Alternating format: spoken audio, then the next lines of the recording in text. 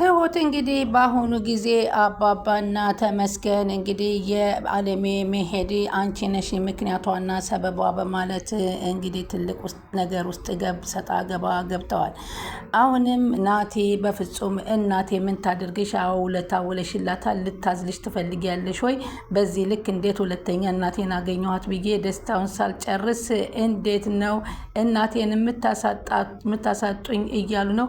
እናቴን ጠልተሽ እኔን ልትወጂ ነው ወይ? ልትሸከምሽ ትፈልጊያለሽ? አልረጋጋም፣ ተረጋጋ እያሉ ቢጠይቋትም አልረጋጋም ዝም በይም በሚል ሰዓት እንግዲህ ተመስገን ደግሞ አባባን ፈልጎ ድንገት በር ላይ ሲደርስ እንግዲህ ናቲ ሲጮህባት ሲሰማ በትሁቴ አልደራደርም በማለት ማን ስለሆንክ ነው የምትጮህበት ሲለው አንተ ማነ ሲለው ማንም ልሁን ከትሁት ላይ ልትጮህባት አልፈቅድልህም በማለት ናቲን አንገቱን ሲጥ አድርጎ ሲደበድበው አባባ በመካከል ገብተው እንግዲህ ይዘዋል። ልታስደበድቢ ነበር ወይ በማለት ነበረ ናቲም እየተናደደው።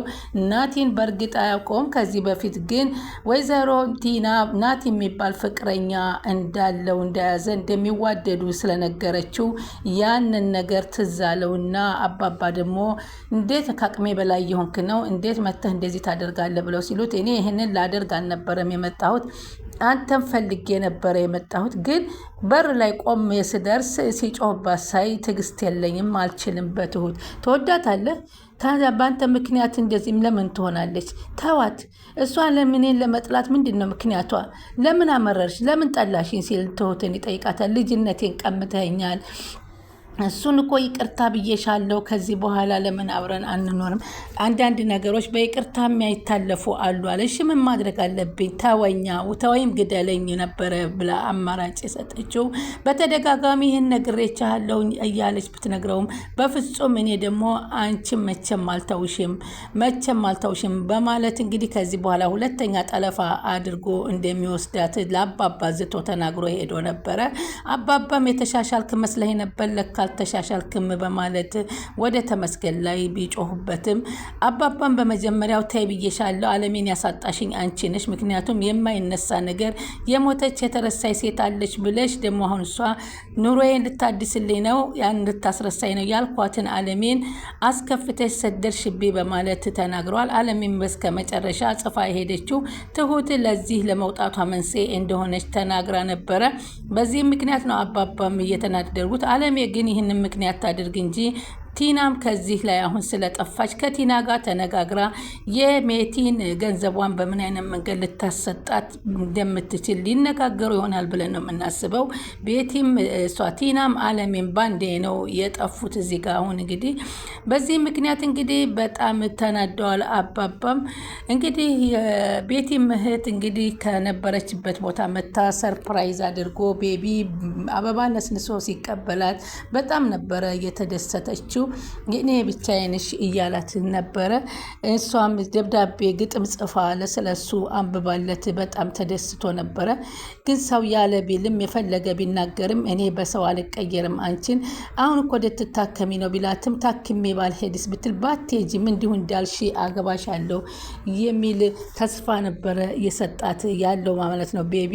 እናቱ ግን በዛ ተመጣጣኝ መልኩ ደግሞ እንዴት በሽተኛ ዘላለም ተሸክመ ስትዞር ትኖራለህ የሚል አባባል እየተናገረች ቤቲም ውስጧ እየተጎዳ ነው። ግን ቤቢ ለህቢ የሚያደርገው ነገር ስለሚበዛባት በጣም ለሱ ስትል መታገስ እንዳለባት ብትናገርም እናቲቱ ግን በፍጹም አልፈልግም፣ ስንት ሴት ሞቶ ስንት ሴት በላበት ዘላለም ልትድን እኮ ነው ልትታከም ብትላት አይመስለኝም፣ አትድንም ብትታከምም የማለት አባባል ነበረ የነገረችው።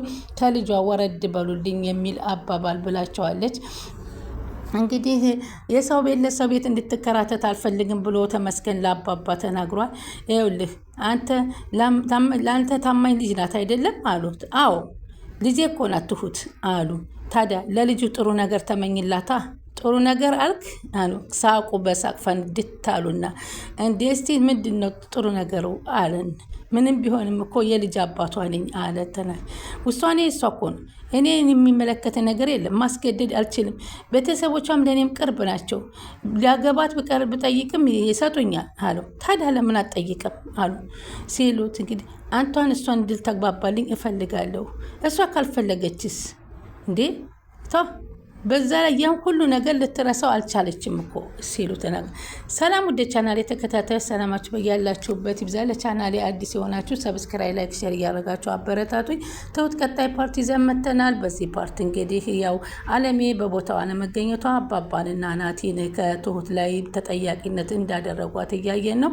ትሁት ደግሞ ምንድን ነው የዚችን ሴትዮ በህይወት መገኘት እናንተ የጠላችሁት? እንደውም እሷ ከኔ አጠገብ ሁና ከሚገኘው ቦታ ድረስ እኩል መቆም አለባት። ለአንተ ደስታ የምትፈልግ ቢሆን ግን እሷ ራስ ወዳድ ናት። ራሷን ነው የምትወደው። የዚህ ሴትዮ መገኘት አንተን ሊያበቃ ስለሚችል ነው እንጂ አንተን ከልቧ የምትወድ ከሆነ ምን ችግር አለ? ትገኝና እሷም ሚስት ትሆናለች፣ እኔም እንደ እህትህ ሁኜ መቀጠል እንችላለን ብላ ገና ይቺ ሴትዮ ተገንታ ትናገር አትናገር፣ ሰው ተወቅ አትወቅ፣ ባልጋ ቁራኛ ላይ ያለች የተባለች ናት እየተባለች በግልጹ እየተናገረች ግን በፍጹም አልተረዳችኝም። ከዚህ በላይ ምን ላደርግላት ነው የምትፈልገው? እንዴት አንተ እኔን ተወቃሽ ታደርገኛለህ? ብላ አባባ ጋር ሰጣ ገባ ብትገባም አባባም ተረድተዋል። በእርግጥ እኮ አበባዬን አረሳትም፣ በፍጹም እንደምንም ትሁን እንደምንም ብትመጣልኝ ደስ ይለኛል፣ ግን አለሜ በዚህ መልኩ ማጣት አልነበረብንም በማለት እኮ ታዲያ ነገርናት። ደጋግመን ትዕግስት አድርጊ ብንላትም ትዕግስቱን አልተቋቋመችውም ነው ያለው። ተመስገን እንግዲህ ትሁትን ጠልፎ ሁለተኛ ዙር እንደሚሄድ ለአባባ ተናገረ። ይህን ነገር ብታደርግ መልካም ትዳር ይመስልሃል ወይ በማለትም ጠይቀውት ነበረ። አሁን ተሻሽያለሁ አላልክም አሉት። አውጎሽ እንደዛ ከሆነ በተግባር አሳየኛ አሉት። ምን ላድርግሽ አባዬ አለ።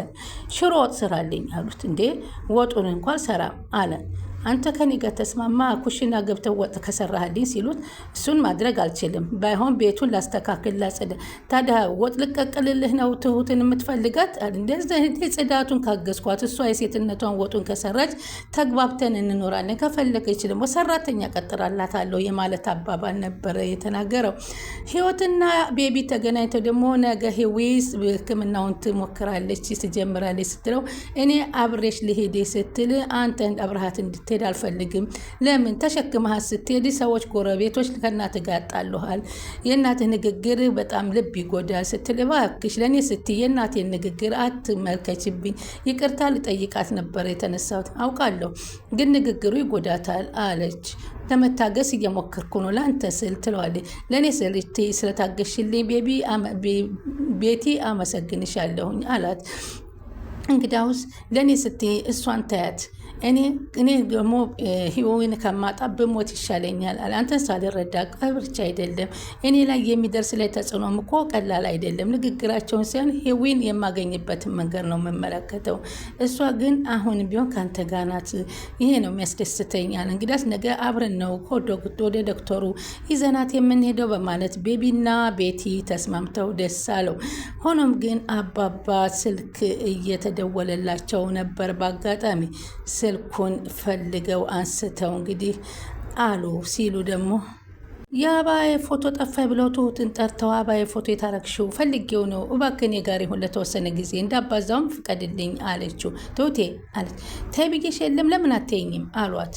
እንዴ አባዬ ምን እየሆንክ ነው አለችው። ቆይ ለምንድን ነው እውነቱን መቀበል ያቃተህ አለችው። ወይንስ አለሜን ወድሃታል አሉ። ጥሩ ሴት ለሰው አዛኝ የተጎዳች መስላኝ ነበር። እሷ ግን ራስ ወዳድ ነች አሉ አባባ። ራሷን ብቻ ተወዳለች። ግን እኮ ተናዳ ነው አለ። አዎ ተናድጃለሁ።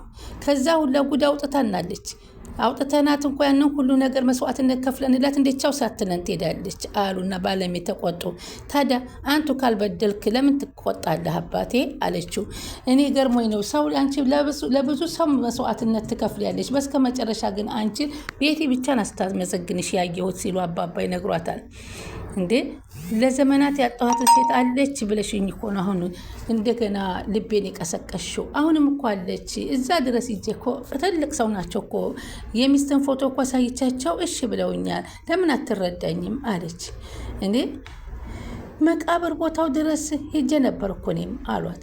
ግን እነሱ ሙተዋል። አለሽ የተባለችው ሴት ሌላ ናት አለች። እሺ አባዬ አንድ ቻንስ ብቻ ስጠኝ፣ አንድ እድል ስጠኝና ነገ አብረን እንሂድ። እኔ የትም አልሄድም፣ አጽም ፍለጋም አልሄድም። እስካሁንም የቆሰልኩትን አልሽርልኝም አጽም ባመጣ አሏት። እባክህ አባዬ በማለት ትሁት ትማጸናል። ተይኝ እኮ አልኩሽ ትሁቴ፣ ትልቅ ቤተሰቦችሽን ሂጂና እይ አሏት። እሷም አባዬ አለችው።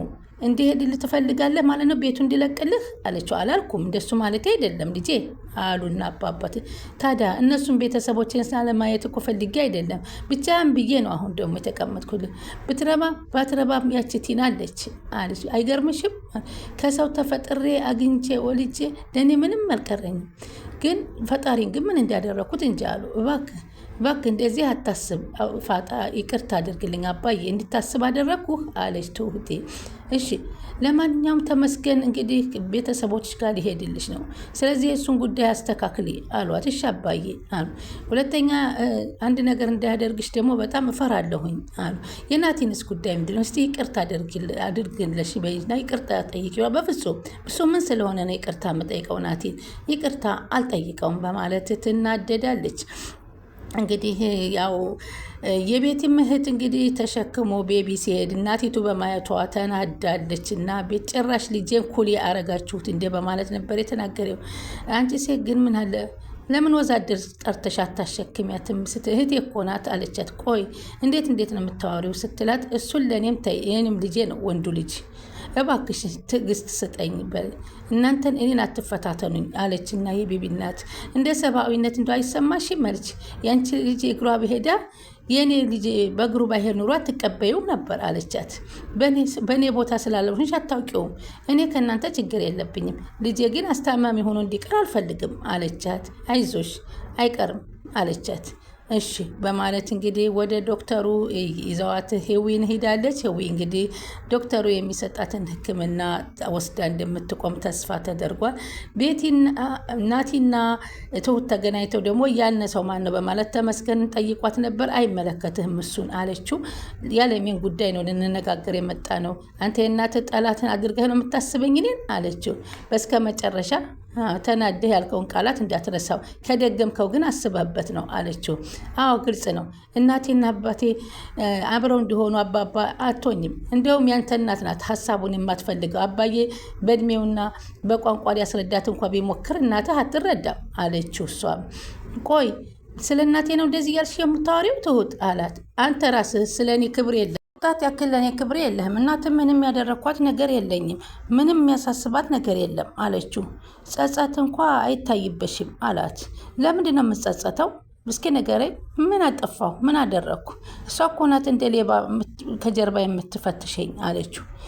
ትሁት ያለፈችበትን ነገር ከባድ ነው ታውቂያለሽ አላት። እና ከዚህ በላይ ግን መሸከምና እኔ መታገስ አልችልም።